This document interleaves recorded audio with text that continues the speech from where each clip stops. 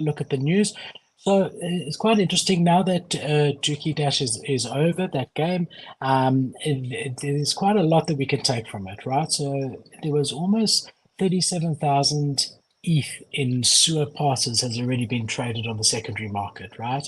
It ran for 2 weeks. And it really did show that Yuga is able to create a mobile version of a game that is fun to play and that gets the captivates its audience. And it's good to see that because we saw that Activision's president or ex-president of Blizzard, Daniel Allegri, took over from Nicole as Yuga CEO, which was a very bold sign that they are really putting all their chips, Yuga's putting all their chips on gaming. And then, just a few months before that, we had them announce that Spencer Tucker is the new chief gaming officer. And he's also got huge experience in the gaming space. So, he used to be the president of Scopely, which is a very big game development and design company. So it is interesting to see them going all in on the game. If we look at Dookie Dash by numbers, we had the winner announced, and it was Carl Jackson, who's a Fortnite player, and he's listed his pass at 2,222 Ethereum.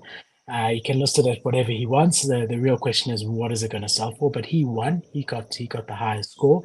I enjoyed this because it's nice to see someone who is not from Web3, so he's a gamer, coming in and being drawn into the Web3 space. And we did see that. We saw a lot of Bored Ape Yacht Club holders who really wanted to get other people to play on their behalf because they either aren't that way inclined to get high scores or they didn't have the time. And so we saw them sort of recruiting the gaming community. And it's really nice because there's usually this sort of divide between the NFT community and gaming community. Obviously, everybody is trying to bridge that gap.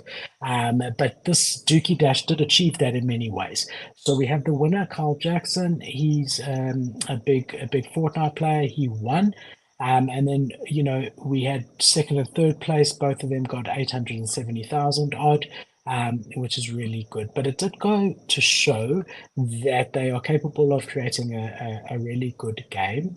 And, there was accumulated 7.5 million Dookie Dash runs, the amount of times it was played, which is absolutely massive, right? And I think that that's really a good test run to see. So we did have some problems. Obviously, there was allegations of cheating and cheat codes and things like that.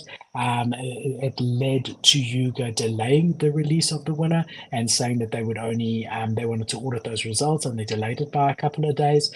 Some people did see their sewer passes frozen as far as cheating goes or alleged cheating. So they definitely did have some hiccups, but that is something that you're always going to have, especially, if you've got a big prize, you're going to have people trying to hack the game. And look, I hope Yuga learns from it and tries to close any loopholes that might have been there. So where does Yuga go from here? So we see that, they've definitely trying to get a handle on blockchain gaming. We know that in March there should be another gameplay for Other Side, which is really their big gaming push. Remember, Dookie Dash was just a small sort of mobile game, but they have also said that yes, there are going to be further mobile games coming in the future as well. But we can definitely see from all of this that gamification is a big piece of the future of Yuga Labs. And Taka has said the same thing.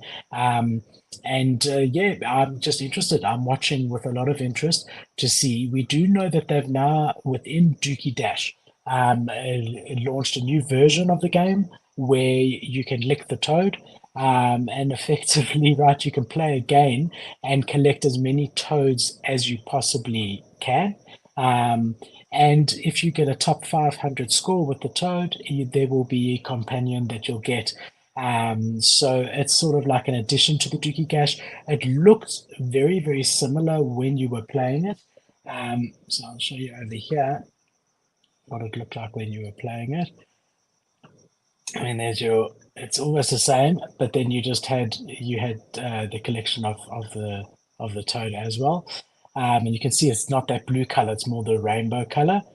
Yeah, so nice to see them experimenting. I do think that it's going to be really interesting to see what the future holds as far as where they continue to go in the gaming space and how it's received by different gamers. But that's an update on the Yuga ecosystem and things that you can